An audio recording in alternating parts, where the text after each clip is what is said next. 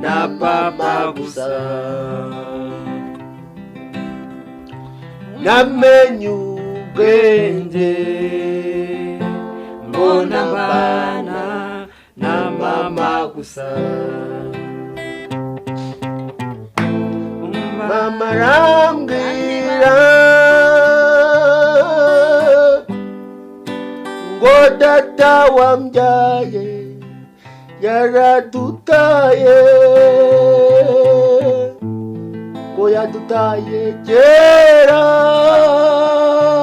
kera cyane nkiri muto.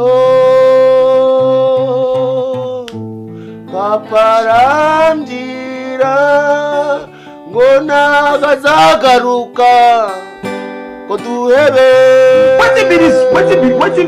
Wetin be this? Jesus.